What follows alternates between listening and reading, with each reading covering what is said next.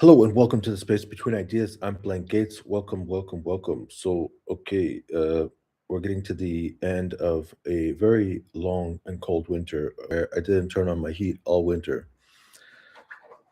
I just wanted to feel what it felt like to be a Ukrainian. I mean, even like at 5% of the feeling. And man, so this is the last week of cold. So we survived. So let's get started. Now, the thumbnail for this week's video is kind of interesting. We're covering chapter 3 of a book called Wealth and Poverty of Nations. It's an interesting book. I've enjoyed it. See, the thing is that I'm trying to figure out, like, what does it mean to be an intellectual? What does it mean to understand history? What does it mean to join the you know the conversation? So I'm trying to join the conversation. I'm not exactly sure I know how to join the conversation. So I just decided that we're going to do our best to learn, and at some point, perhaps we'll have some kind of opinion about, what we should have opinions about. I mean, I don't even know.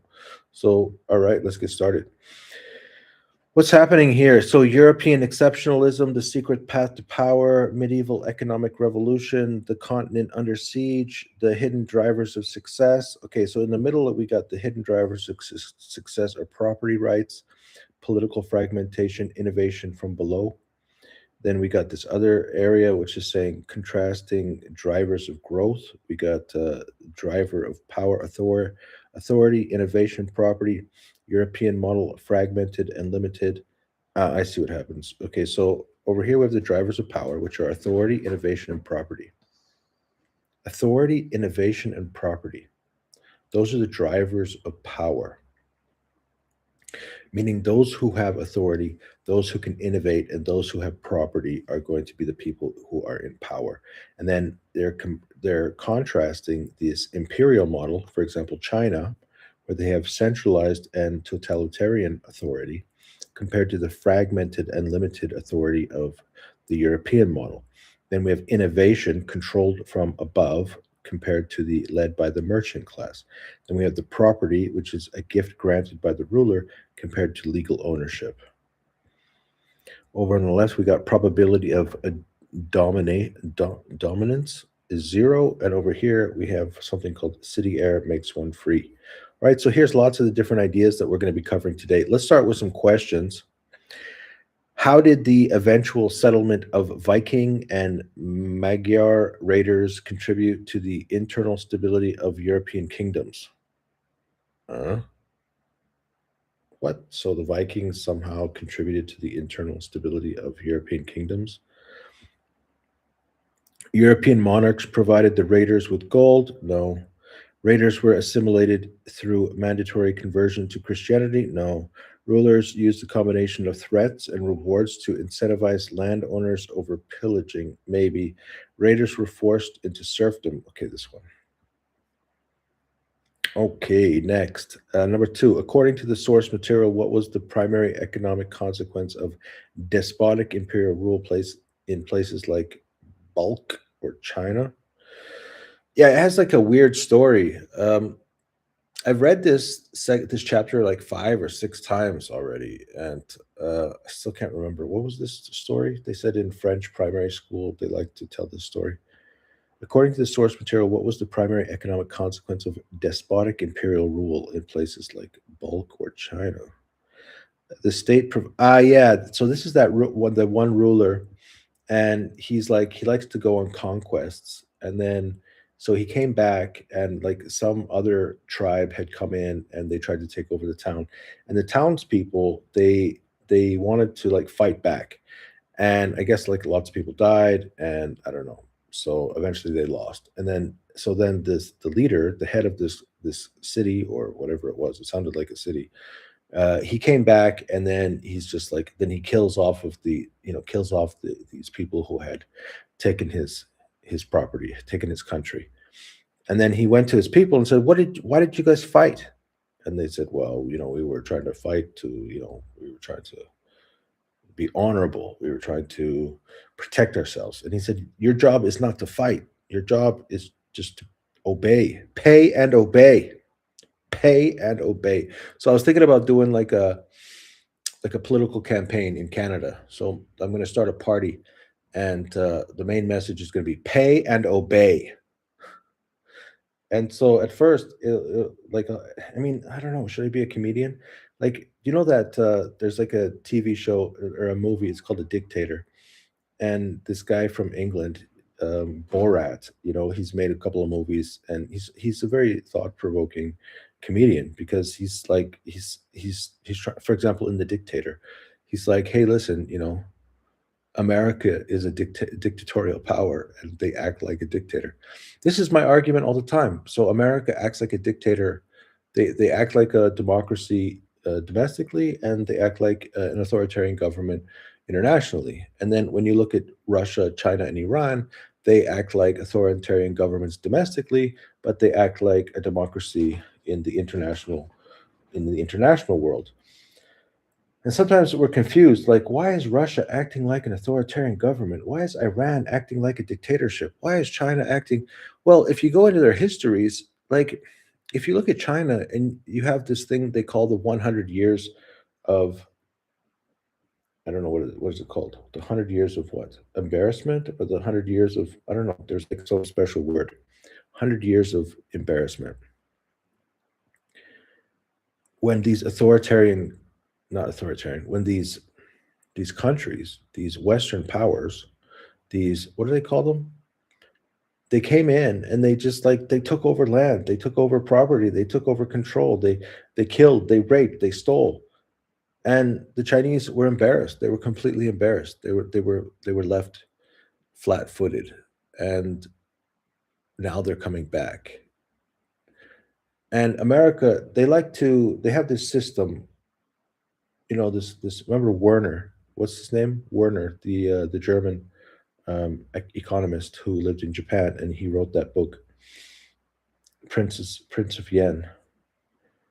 And he likes to talk about the concept of what is what is America, and how America, they go into your country and then they get you to sign a bunch of documents, and they want you to get some loans in that are denominated in the American dollar, and then eventually, suddenly, your currency is losing value, and then suddenly they have the power to dictate terms, and it's like, oh, wait a minute, wait a minute, wait a minute. The state provided a robust welfare system? No. Frequent wars and contrasts provided a constant influx of new capital? No. Rulers focused on increasing productivity through technological innovation? No. Totalitarian regulation stifled individual initiative and prevent? Yes. All right, number 3. Why did the political fragmentation of Europe after the fall of Rome ultimately benefit economic development? The smaller states were more capable of launching, coordinating naval? No. Fragmentation created a competitive market of subjects, allowing? Yes. Number 4. The medieval concept of commune was unique to Western Europe because it served as a military? No. Was the only type of settlement where no. Huh? Functioned as a self-governing, what's this? I don't even know what the answer is. I just feel like that could probably be right. Which technology advancement was most critical for the reclamation of land in the Low Countries, the Netherlands? What technology? Are we talking about the windmill? In the context of medieval agriculture, what was the primary advantage of the three-field system? I listened to this so many times, I don't really know. It was designed specifically to protect crops. It allowed farmers to use lighter, eliminate the need for animal. It increased the total. All right, number 7. How did the putting out system in England bypass the restrictive monopolies? So is this when they lived outside the city? Guilds voluntarily lowered their prices. England monarchies passed laws that guided industrial production was shifted. What's this? I don't know. Merchants moved production to countryside to employ rural labor. Yeah. Number 8, why did the medieval churches increase claims to power indirectly protect property rights? The church provided free legal counsel by condemning the absolute power of earthly rulers. Which factors most significantly prevented a single stroke conquest of Europe? Okay, that's about the decentralization. According to the author, why was the commercial revolution Was the commercial revolution of the Middle Ages largely initiated from below? Rulers were too busy, business communities invented new instruments and codes. Yes. There you go. I got 9 out of 10. Fabulous. Fabulous. All right, so let's get started. Now, I've been working on my little project. So this is my little pitch. So I've been working on this piece of technology for many, many years. I started with working with Tom Buchholz's book, Create Crucial Insight. And I went on to coach around 500 people, over 4,000 hours of coaching. And eventually I came to the conclusion that basically life, business, it's all about one thing. You got to create a task. What's our task today? Recently I've been doing some reading, and sometimes it's difficult for me to like focus. So if it's hard for you to focus, for example, I want to read this book called, what's the most recent book I'm reading? Let me just check my, there's that book on Iran that everyone's talking about these days. It is called Going to Tehran. Okay, Going to Tehran. Called Going to Tehran. Everyone's reading this book. All right, so step 1. Now, with my little program, what you can do is either you can use Qubit. So if you use Qubit, then you're going to use AI, and it's going to tell you how to do that task. All right. So locate a copy, and then purchase or borrow, and then begin reading, and then continue reading. So then now I created this new thing, what's called Pomodoro. So the Pomodoro technique. So what we're going to do is we're going to click this button. It's going to take us to this page here, going to Tehran, and then we're going to click start so we can read for 25 minutes. All right, let's get going. No, that's not what we're going to do. But anyways, so European exceptionalism, a different path, how one small corner of the world changed everything. In the last couple of videos, we started talking about like Africa, like a long, long time ago, Africa. It was interesting. I mean, I felt it was really interesting to think about geography and how geography influenced worldwide development over hundreds and thousands of years. For example, it's no coincidence that Cairo and Egypt, this civilization that it grew up on the river, and then it's no coincidence that in countries where there was a lot of pests, a lot of malaria, and these tropical climates, that they were hard to develop because people were so hot and sick that it was difficult for them to work. So yeah, it was interesting. It was interesting to think about geography, but most people these days, they're saying that like, hey, you know, geography, it's over. We're done with geography. And I would say like maybe to some extent, yes. And it has some connection to the concept of like, okay, so what about our indigenous communities in Canada? What about our minority communities in Canada? What about our LGBT and all these other letters about people who have some special orientation, whether it be gender or sex or anything?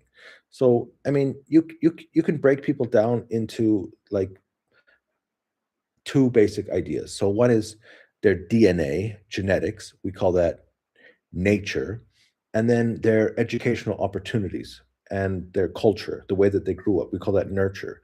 And so I feel like nature and nurture, it's like everybody has to deal with nature and nurture. But then when you think about it from the terms of geography, then you can see how they like there are places in the world where basically nature means that it was very hard to develop nurture because nature, it seemed like it was consuming so much of that energy. And then at the end of the day, I started to realize that geography is really about energy. Like, why is it that suddenly the Middle East is like, they got so much money, they have so many resources? It's because they have so much oil. But then if you go back 1,000 years, they didn't have those opportunities. And so what we're talking about is oil. culture is constantly changing, and people, the opportunities that people have are constantly changing. Hey, what about me? So like I'm just like a regular white dude from Canada, so like what, I should have like all the advantages in the world.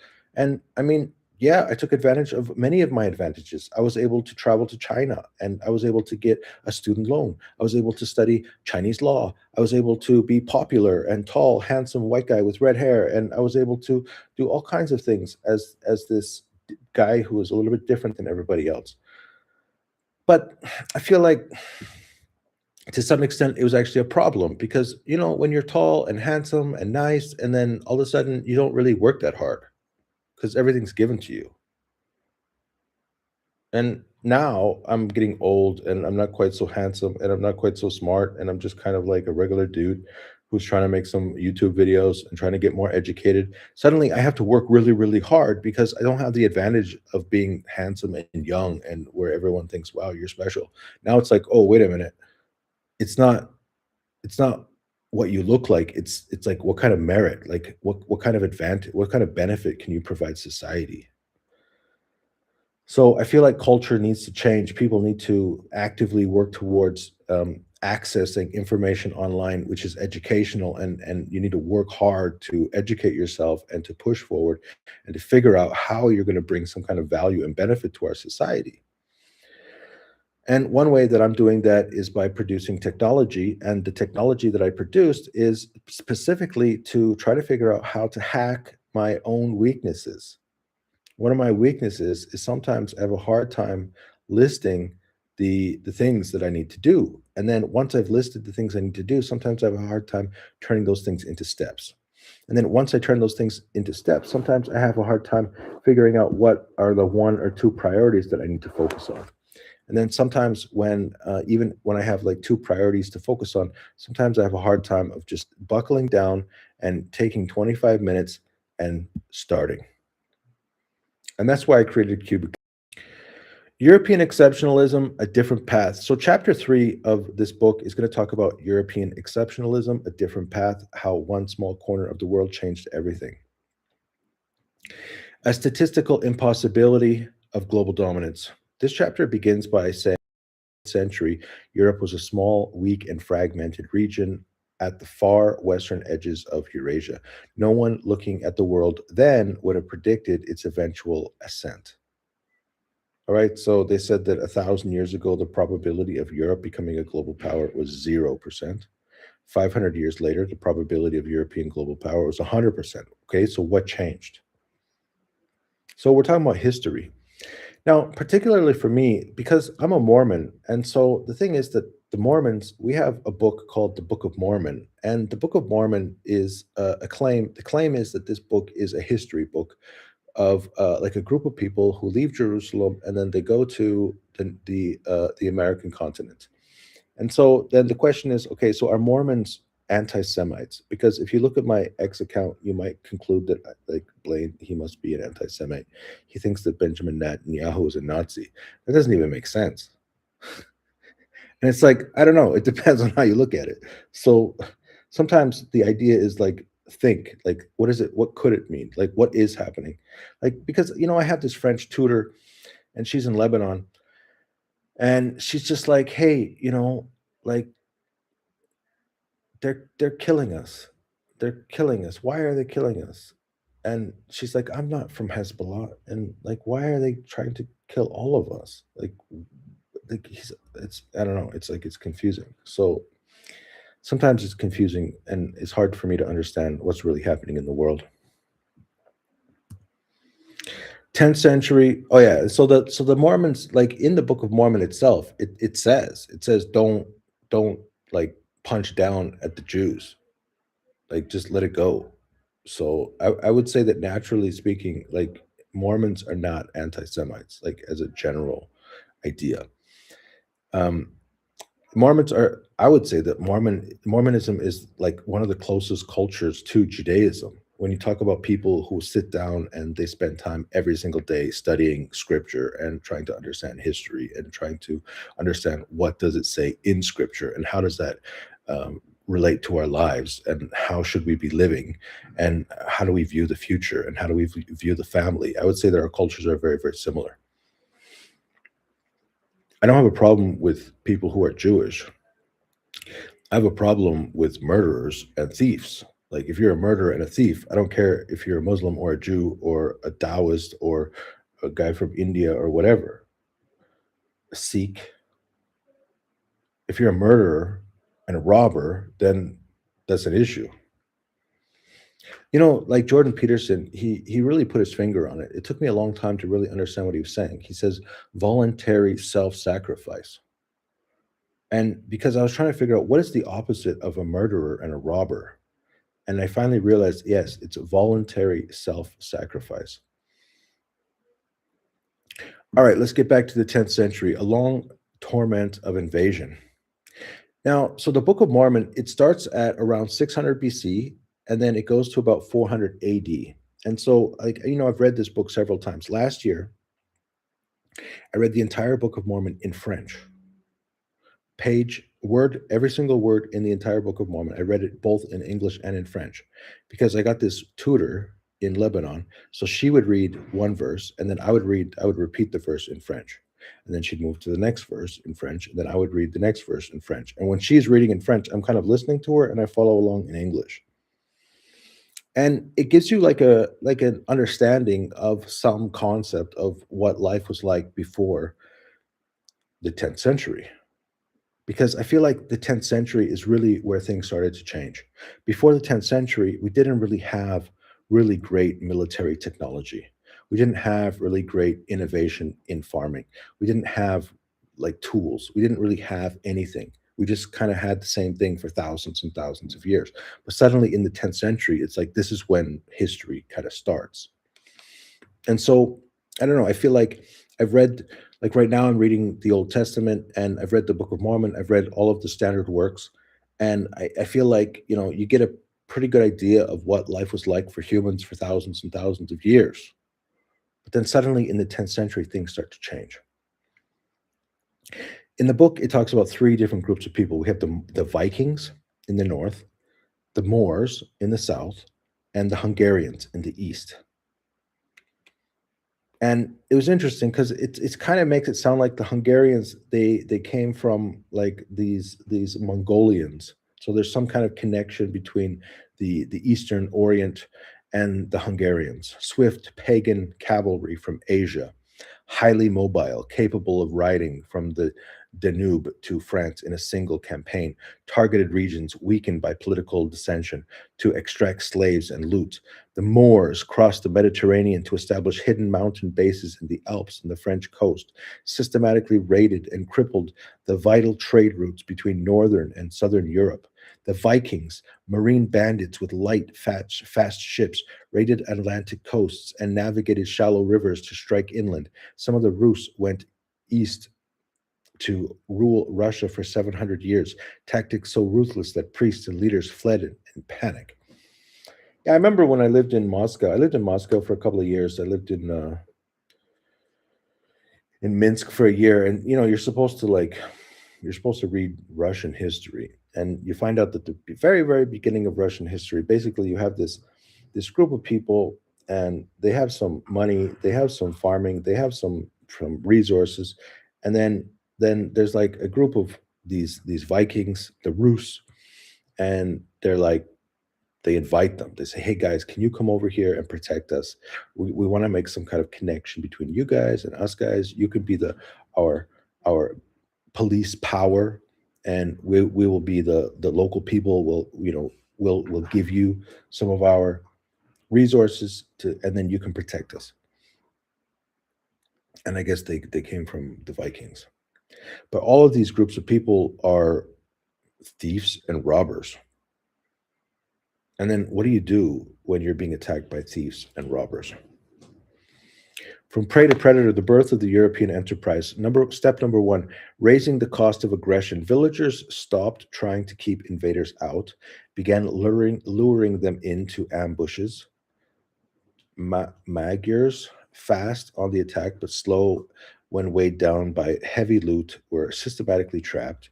Step two, the threat meets reward. Over time, raiders settled, kings dismantled private armies, proving to warlords that shearing sheep at home was vastly more profitable than killing sheep abroad. The core insight: classical economists argue that the ending attacks naturally creates growth, but safety is only necessary, not only sufficient. The true development requires enterprise, a willingness to build, invest, and take risks. So in the book, this is when they kind of say, like, hey, the classic economists, basically they're saying, if you remove the difficulty, the problems, the issues, then the system will grow on its own. But I don't know. I don't know how to think about this. Basically, there were these robbers and thieves. They came in and they. So what it seems like is that there wouldn't be robbers unless there was accumulation of wealth. And so, like in the first two chapters, we came to realize that once we had steel in Europe, once we had these steel axe, then we were able to cut down the trees. And then after we cut down the trees, then we found that like this was really fertile land. And then we have the Gulf Stream that's bringing in rain year round. And then so we have like really great conditions for. That's why we have so many trees, because we have really great conditions for growth. And so then after they cut down the trees, now we have farms, we have huge animals, we have all of this food. And so then, of course, that's when the predators start coming in. Then after the predators come in, then of course we have to learn how to protect ourselves. Despotism destroys the incentive to build. The law against property is the law against industry. All right, so here's the despotism destroys the incentive to build. The story of Bulk. When their ruler was away, the citizens of Bulk bravely defended their city from nomads. Upon his return, the victorious ruler scolded his own people. War is not your affair. Your duty is to pay taxes and obey. See, so that's what my political campaign is going to be. Pay and obey. You see, the thing is, like in Canada right now, what's the main issue? I would say the number one issue is that if you continue to borrow, then you have to pay interest on the borrowed funds. That's the number one issue in Canada. Why? Because if I look at my own life, what is like the biggest problem I can face as a household? The biggest number one problem I can face as a household is spending more than I earn. Because if you spend more than you earn, at some point you will become a slave. And it means that Canada right now is on the path of slavery. They are completely owned by the interests of banks. And so the Canadian people, they're not just paying taxes, which are huge, but they're also paying some in addition to taxes. So why is government spending in and above the current amount of taxes? What is going on? Why are we spending more money than we're being taxed? First of all, we're being taxed a huge amount. And second of all, the government is spending more than they're collecting in taxes, which means over time, we will have to pay more and more and more on debt. It just doesn't make any sense at all. Pay and obey. The economic consequences. In despotic empires, ordinary people exist only to enhance the pleasure of rulers. Elites did not grow the economic pie; they simply squeezed the population harder. So this is my argument: is that this right now the system is benefiting some group of people, and we need to figure out how to turn the system around so that we stop. I mean, okay, so I have a question. What happens to Canada if we reduce our debt? Is there examples of other countries in the world who have reduced their debt, or they don't spend more than they collect in taxes? Do we have any examples? And what happens to those countries over time? Like, do we have to? It's like, do we have to borrow because other countries around us are also borrowing, and then because they are borrowing, they're getting some kind of economic advantage, and that economic advantage, we have to compete with that. And so they're borrowing, which is providing an economic advantage, which could collapse our system. Therefore, we have to borrow in order for us to compete with them economically. Is that the argument? Or if we reduce spending and also have some type of regulation to protect us from whatever that risk is, can we create a better balance sheet And then would that give us more power? Or is our system currently pay taxes and obey, and everyone is kind of a little bit afraid of the current government system? Another problem is like if you watch those videos with Milton Friedman, and he's like basically he says like he believes in full privatization. And if you look at Naomi's book about like shock, what's it called? Shock, the shock system, or the shock capitalism, or the shock effect. I don't know what the book was called. Anyways, what she's saying is like Milton Friedman was crazy, and in fact, they have like a whole nother like concept of what it means for privatization of all things. And of course, she's a lefty, so she's on the opposite end of the spectrum. But if we put all this back together and we say, what did Milton Friedman say about government running things? He basically said that it cost when a government runs a business, it generally costs twice as much as when a private owner runs that same business. So then the question is like, Pierre Polyev, he's making these comments about Mark Carney doesn't really understand economics. Okay, number one of these two gentlemen got himself into Harvard. It's not easy to get yourself into Harvard. Number two, one of these two gentlemen became the head of a central bank. It's not easy to become the head of a central bank.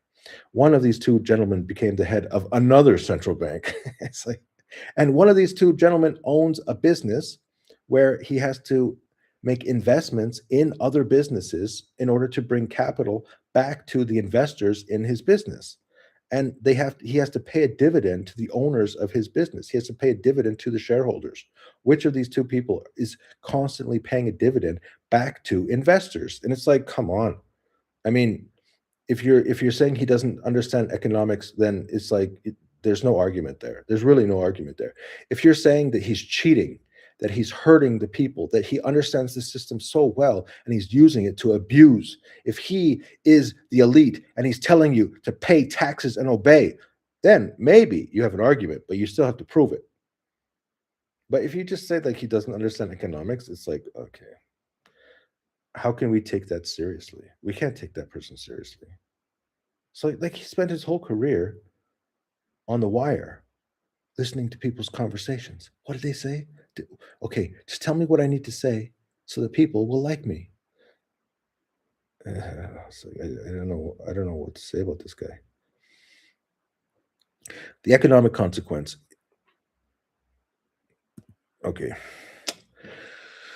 The tripartite foundation of property rights. We got the Judaic Christian tradition, the Germanic custom, and classical legacy. I was talking about the Judaic Christian tradition today with the Chinese lady, because she was saying that America only has like 250 years of history, and therefore they have no traditional values or they have no culture.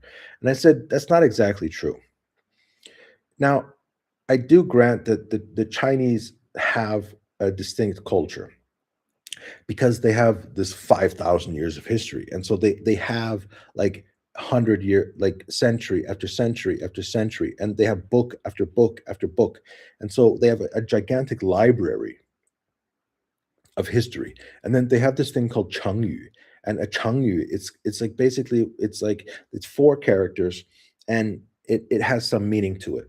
And then like the meaning of it comes from like, let me just let me pull out this one of these books.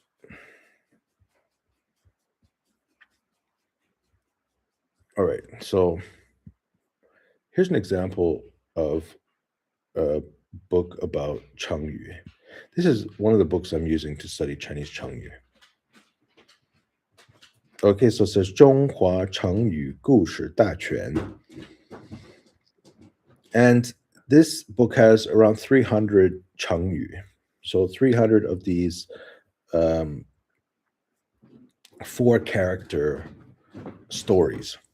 Now, this isn't the book I'm using. This is my second book. This is the one that I used just on my own. I don't know what's one that I actually studied. I don't remember studying any of these. Let's see. 半途而废. Okay, it says 半途而废. OK，路走的一半停了下来，比喻事情没有做完就停止，不能善。What is this character? So this, I think, this is another Chengyu. All right, so that if you start to study a subject, you can't stop halfway.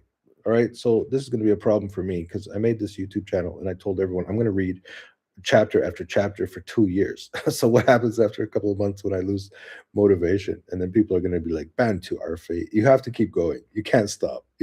You said 2 years, so you got to give it 2 years. It's like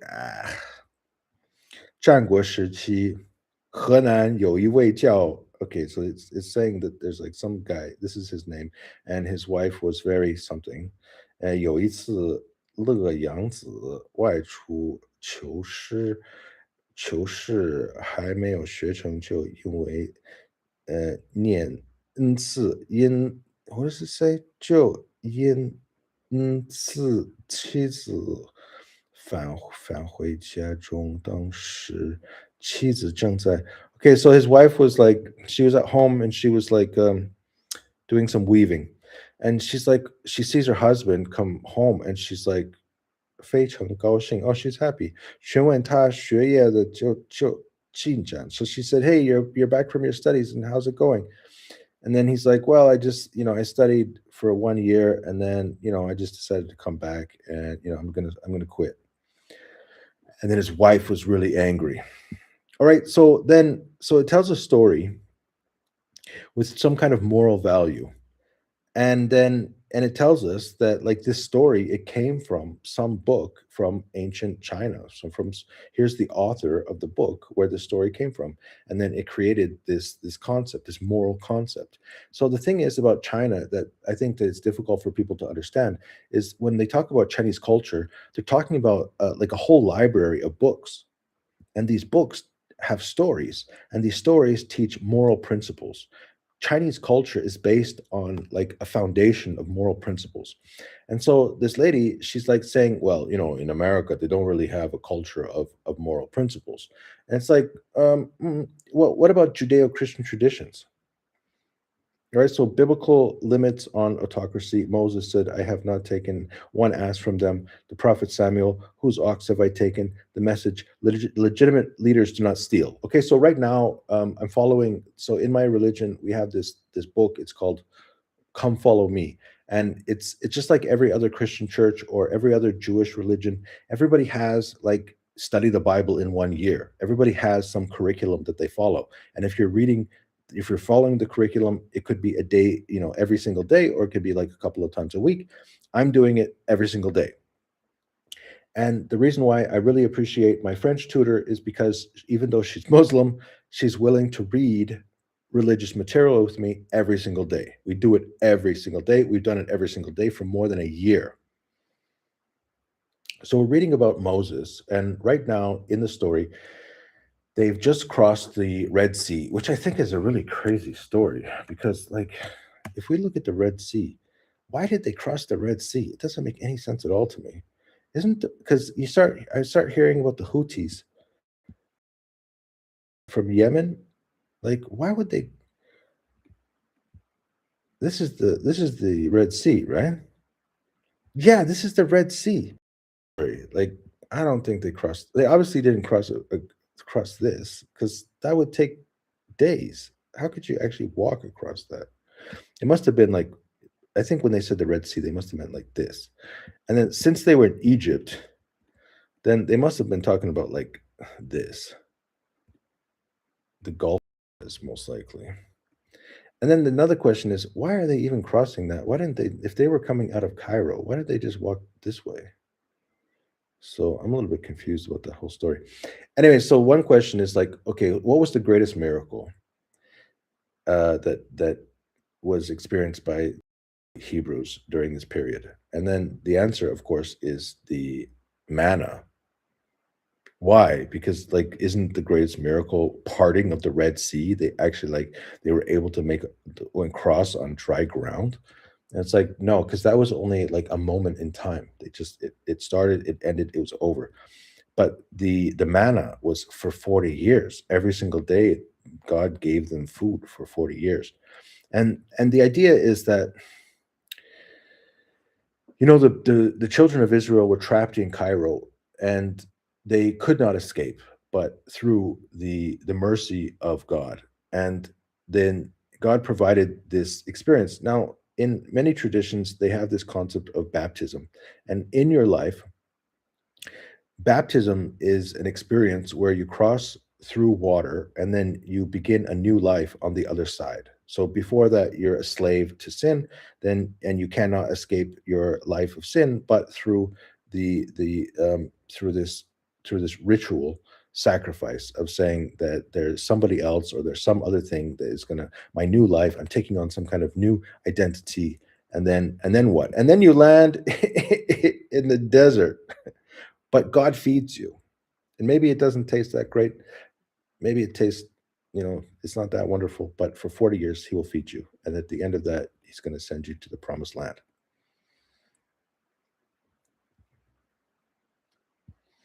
So, America, the issue isn't that it's been around for 250 years. It's not that the same year that the Wealth of Nations was written by Adam Smith, that it started the beginning of the American nation. That's not the issue. The issue is that the American people was founded on this Judeo-Christian tradition. And so if you leave that behind, see, if you let go of the religious principles of the founding of America, then that's when, okay, now what do you have? All you have left is materialism. And once you have a materialism, well, then we're back to this situation when the predators, they start to come in, because then the culture is based on robbery and murder. And we cannot have a country that's built on robbery and murder. It has to be built on morality. What was that noise? Okay, we finished our first session. Let's take a 5-minute break and continue later. Yeah, I just added this feature recently.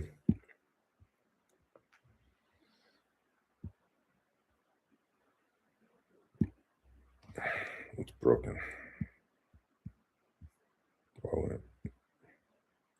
Okay.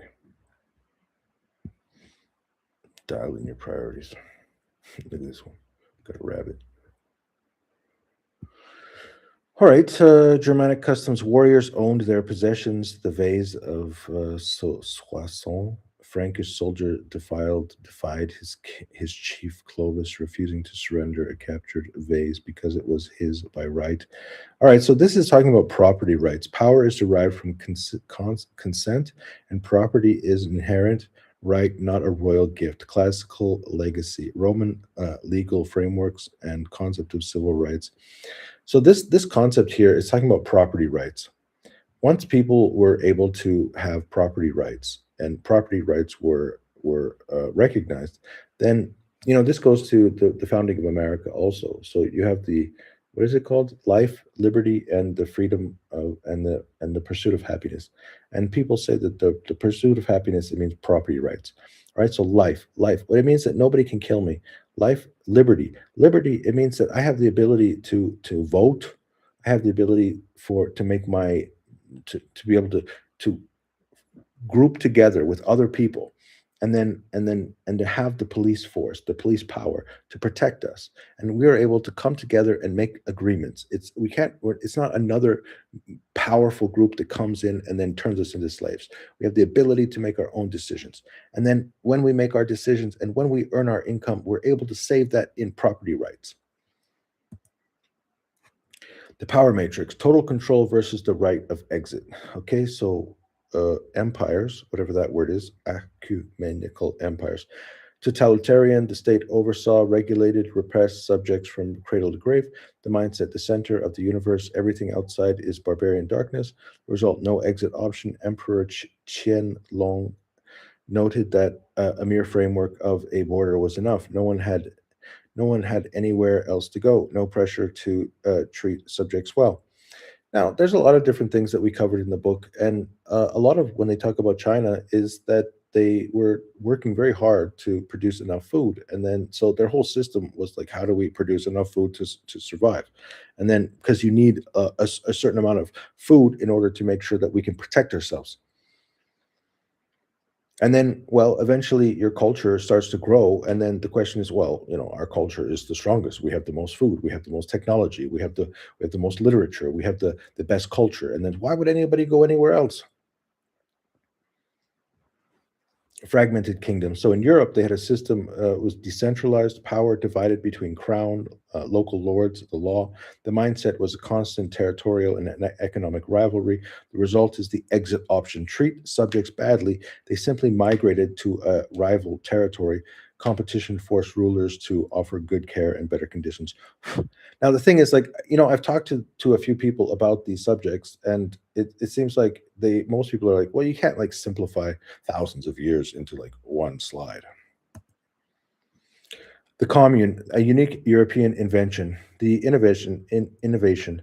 Cities existed globally, but only in Western Europe did they become self-governing communes, governments of the merchants, by the merchants, for the merchants, the legal shield.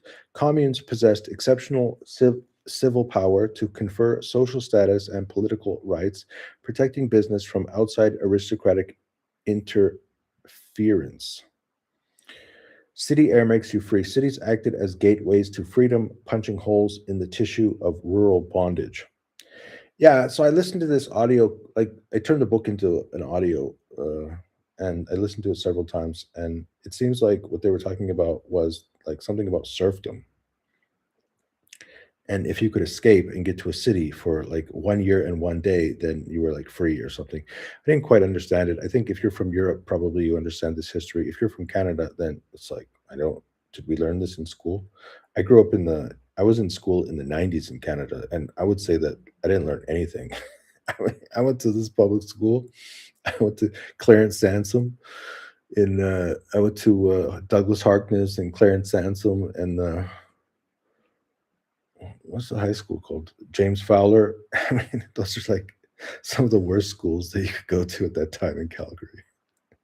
And I had like super, super like hyperactive ADHD, and I didn't learn anything in school. The geography of emancipation: Western Europe, the deal makers; Eastern Europe and Asia, the forced movers. To grow revenues, we're on the left side. To grow revenues, rulers had to attract human capital.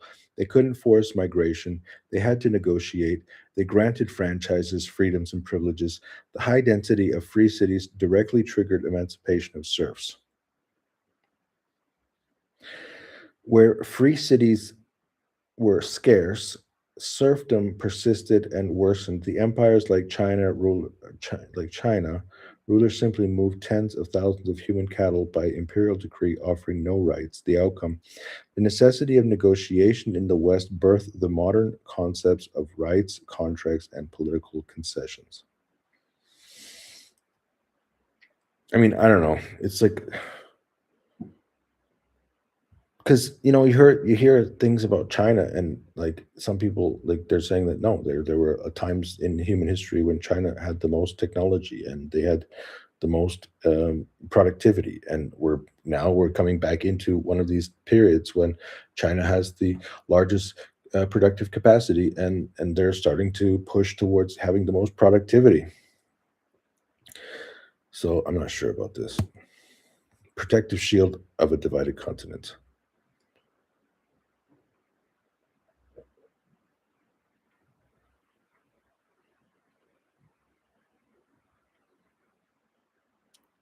Okay. The ideological split, church versus state. Unlike Islamic societies, where religion was supreme, Christianity separated God and Caesar. This crucial fissure between secular and religious authority created a safe space for dissent and free thought. Military buffer, no single center. E, ecumen, what is that? Ecumenical. I read a lot in French. Actually, I read more in French than I read in English. écumonicale, empire fragile, défie des centres as the emperor fall. Europe did not keep all its eggs into one basket. The Mongols smashed Slavic kingdoms but bogged down in Central Europe. The Turks reached Vienna but exhausted their resources. Fragmentation made single stroke conquest impossible. Yeah, this was talking about the issue. So one of the issues right now is that America is like becoming more and more federal, more and more centralized. Europe is becoming more and more federal, more and more centralized. And the question is like, hmm, is there's benefits, but there's also like some problems because once you have a centralized government, then you don't have to conquer each individual territories. You just conquer the central government, and then once you control the central government, like, yeah, I don't want to go into that topic. The medieval energy revolution from 1000 to 1500. Following the end of invasions in the 11th century, Europe entered a multi centennial maturation period. Despite the devastation of the Black Death, which killed over a third of the population in the 1300s, the overarching trajectory was driven by an economic transformation unseen since the Neolithic Revolution. The catalyst, both the Neolithic and medieval revolutions shared one foundational trigger: a massive augmentation of available energy for work. Yeah, it always goes back to energy. We got our Neolithic farmers. So now, actually, I wanted to bring up another point since I haven't really talked about Russia. I'm not really interested in talking about Russia right now, but I do want to kind of show you a Russian philosophy called Triz.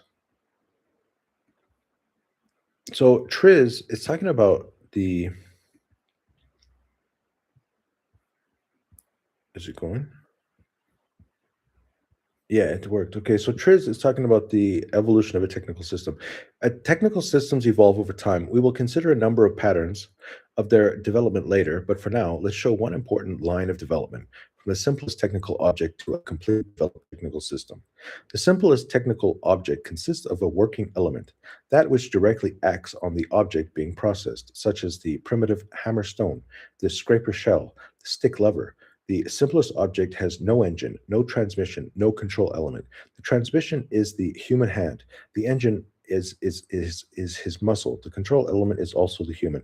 So if you look at the presentation, you can see the Neolithic farmer. So the working element is the actual part which is striking the ground. So when it says like a hammer stone, they're talking about early humans, early Neolithic humans, they would just use a stone as a hammer. And so the transmission is actually their arm. And then over time, the humans, they eventually realize they can get some leverage by connecting the working element to the transmission. And then let's go back. So we have the working element, right? And then we have the transmission. Now, the next stage of development is the appearance of an engine. All right. Now, before we go to the engine, let's go back to the transmission for just a second. So if we look at the primitive, I don't know what this is. Now, so you can see we have this wheel here, and then we have this plow. Now, what happens is the plow is a form of transmission, and the human is the engine. So now, in this case, the engine is the entire body, and the transmission is simply a stick. And so the amount of leverage we get from only a stick is actually quite limited. But then when we add the wheel, it provides a significant amount of leverage because the human doesn't have to use his muscle to hold the to be able to push this blade, this what do you call that thing? The plow. Now, if you look at this one, you can see that they change. So in this, the engine is his buttocks and his thighs and his knees and his calves, his back and his arms. So he actually has to push that thing, just like in the Neolithic farmer picture. But then in here, we move the engine to the front of the plow. And then, so now you can see that the working element is the plow, the metal. The transmission is the connection between the engine and the plow, which is the wheel and this piece of wood here. And then over here is the last part, which is the control element. So it's here. And finally, the system is supplemented by the control element, allowing its properties to be changed depending on the operating mode or the properties of the object being processed. The working element, transmission, engine, control element are the basic foundational blocks of a TS, a technical system. A technical system that has all the basic functions of blocks is called a complete. It's called complete or developed. So this is important because over human development, over human history, you can see how we've learned how to move where we had all of the technical systems in our own body. For example, when you use your nail, when you scratch your face, all of the technical system is within your own body.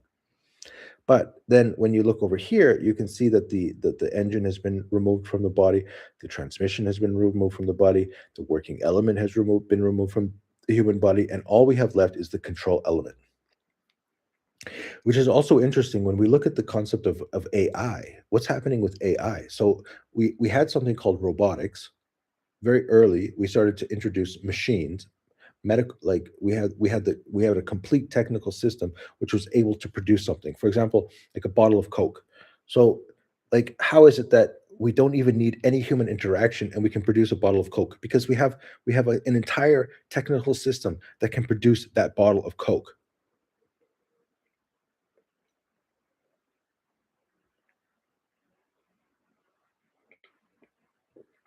Now, this goes to another topic, which I didn't really want to talk about. But if we go into the one of the topics that I teach when I do my coaching, it's called it's from Tom's book, or it's from a blog post that Tom wrote. And he's basically saying that, like, all right, so inside of a business, you have people who are making decisions. This is uh, people who have vision, so like executives, the vision and direction of the company.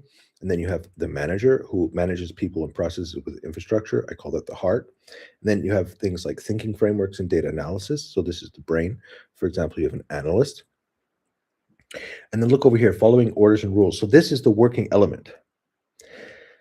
Now, so if you think about a grocery store, in a grocery store, the technician in a grocery store is the person who's actually doing the service or production.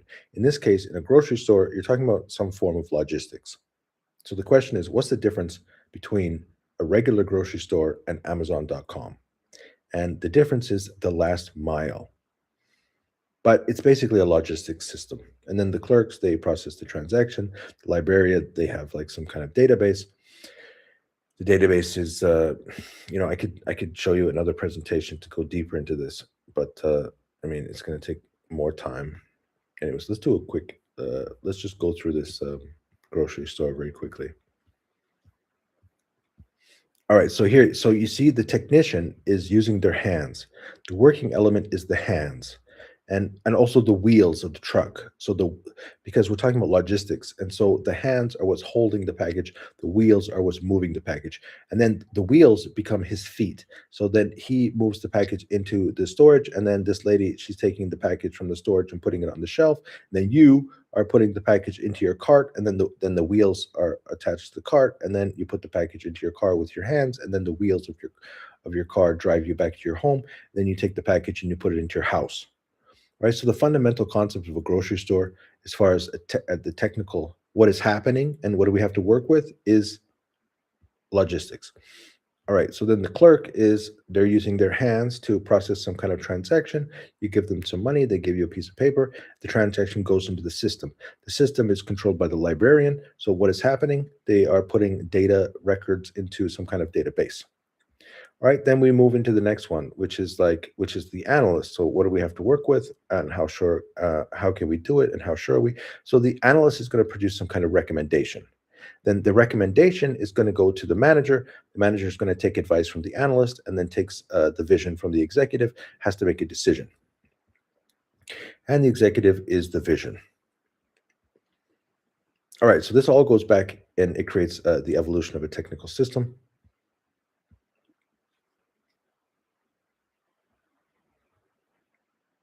So when we talk about AI, you see, we already have machines that can completely replace us as far as following orders and direction. They can completely replace us in this aspect. But we still needed to have humans that were actually developing, creating, and managing those systems. But suddenly now we have computers that can also act as the analyst, that can also act as the brain. And so now it's like, oh wow. So we're producing these like really, really powerful um, technical systems, and they're able to take on more and more of the work. The iron blade and living engine. The old tech, the Roman wooden scratch plow, suitable only for soft, soft. The Roman wooden scrape plow, suitable only for dry, light Mediterranean soils. The breakthrough, the wheeled plow with a deep cutting iron share. The impact, it conquered the heavy, wet, clay rich soils north of the Loire, opening up millions of acres of fertile river valleys and reclaimed forests. The power source, heavy soil, required immense power, stall fed oxen and large dray horses became living mobile engines, offering a massive advantage in a land rich, labor scarce economy. The mathematics of agriculture expansion. So you see, we're just pushing and pushing through history, and suddenly we have this thing, the algorithm about crop rotation. Shifting from the two field to three field system meant land rested less. The math yielded an immediate 33% gain in land productivity, more food, more livestock, more fertilizer, compounding growth. Engineering, land reclamation. Europeans aggressively expanded arable land through forest clearing, diking, and drainage. The machine, the windmill, tirelessly and faithfully was the key technology to pumping fens and potters. Insight, it was the windmill that made Holland. So we're able, so again, you see, it's another energy play. So they were able to use the energy of the wind in order to push water. The water was able to use more soil, produce more food, and we get richer. Labor matrix, fair but frozen versus free and fluid. So on the left side, we have urban guilds. Okay, so then the book talks about how the rules: no price competition, no trade-off quality for cheapness, no buying low to sell high. The philosophy: everyone who does their job is entitled to a living. One man's increase is another man's diminution. Result laudable but entirely static. A lock on innovation. Right. So eventually, the people were like, "Okay, our society is good enough. It's fine. Like, don't mess around. Everything's good. So stop with the competition. Stop with fighting. Stop with." So it seems like the liberals got into, not the liberals, but the what's left of liberal, the liberals got into power, and then the suburbans. So you could even see at the left, this is the left. The liberals are like, "Hey, look, it's good enough. This Our system is good enough, and it needs to be fair, and everyone needs to benefit." And then the conservatives come and they're like, "What is going on? Urban monopolies thwarted outsiders, immigrants, Jewish merchants traded freely. Business laughs at locksmiths. Dynamic growth created paired cities of old wealth versus new energy. Hamburg versus Altona. Nuremberg versus Fürth." Escaping the walls, the putting out system. And the putting out system, so I didn't quite understand what it was talking about. So the labor pool, the agricultural is seasonal. The countryside offered a massive pool of untapped, cheaper labor during quiet months. The mechanism, merchants bypassed city guilds. Okay, so they bypassed the city guilds entirely by taking raw materials like wool directly to the peasant cottages for spinning and then collecting the finished yarn. The English ascendancy, local autonomies in England crippled guild power early. By the 1500s, over half of England's woolen cloth was made in rural cottages, transforming an exporter of raw materials into Europe's premier manufacturing nation. All right, so it just seems like human in a look at the power of this machine. Like, look at this machine. So if you can make it easy enough for a human to do it, then it's like suddenly we got so much more productivity. And then you find like untapped labor, people in the wintertime, they're not doing anything. So, give them something to do, they can earn more money. Economic history. The architecture of modern commerce built from below. The premise. Almost all of medieval Europe's economic growth was initiated from below and diffused by example. Rulers scrambled to keep pace. The tools. To secure investment and facilitate long distance trade, the mercantile community invented a self contained commercial world.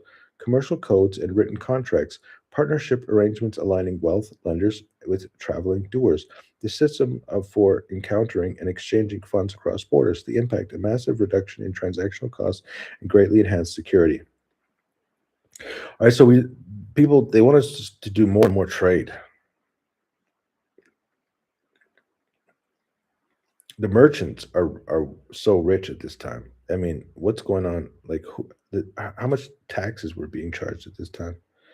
Just looks like there's all this innovation, and I mean, it's just a picture, but it just seems like the world was had all kinds of wealth of material wealth, and like who somebody is sucking up all of our material wealth. Why is it that suddenly there's a affordability crisis when like hundreds of years ago we had everything that we needed without all of that electricity and fuel? So it just seems like something is mixed up. Adam Smith's world 500 years earlier, the theory, 1776. Adam Smith publishes The Wealth of Nations, outlining how widening markets promoted specialization, division of labor, unprecedented wealth generation. The reality, this exact system had already been organically constructed by the European mercantile community half a millennium earlier. The takeaway, modern capitalism was not decreed by a monarch or designed by a state. It was an emergent system improvised by merchants solving immediate problems in a fragmented competitive landscape. Yeah, so this was the world of 1776.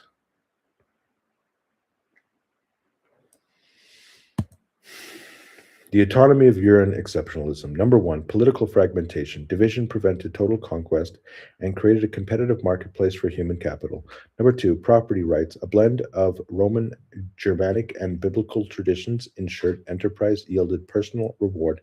Number three, separation of powers. The split between church and state carved out space for dissent, and free thought.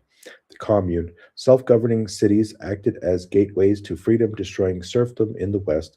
Innovation from below. A commercial revolution driven by merchants, not monarchs, broke monopolies and lowered transactional costs.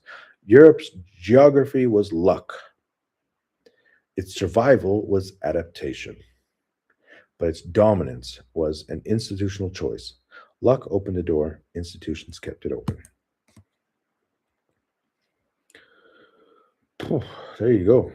That was wild. So what's next time? Where is it?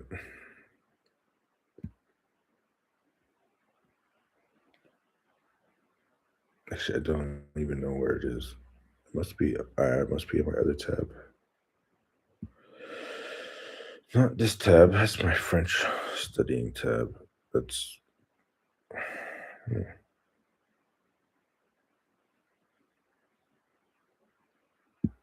okay.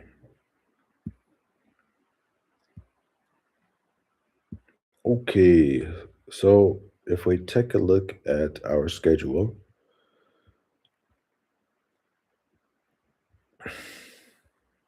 maybe I can just bring it over into the other tab, and then you can see the schedule too.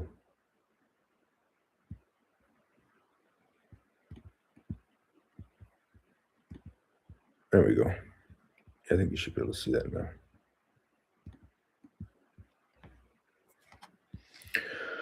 All right, so that was what, chapter three? That was week four. Did we do 4 weeks already? Wow. Europe was lucky, but luck is only a beginning. All right, so this was chapter three, and that's what I was reading all week long. And now we got chapter four. All right, so we're going to do another week of the wealth and poverty of nations. We're going to do chapter four. the invention of invention. So when Adam Smith came to write about these things in the 18th century, he pointed out the division of labor, widening of the market, encouraged technological innovation. So we're going to do that next week. It's going to be chapter 4. I'm going to be reading this chapter several times throughout the week, and then that is going to get crazy because then in week 6 we're going to talk about manias, panics, and crashes, and the intelligent investor. We're finally going to get out of that, and then week 7 we're going to jump into a book called The Fur Trade in Canada, and at some point we're going to do a little bit of a little Aboriginal labor research, the specific role of First Nations labor in post 1870 industrial era fur trade. Environmental cleansing, comparative study of how frost in Canada and pests in the tropics dictated early trade. I'm not sure if we're going to get to all of this, but definitely next week we're going to do chapter 4 of the Wealth and Poverty of Nations, and then the week after that we're going to go jump into some new material. So there you go. Here's another week of Space Between Ideas, and yeah, thanks for joining me, and we'll catch you next time.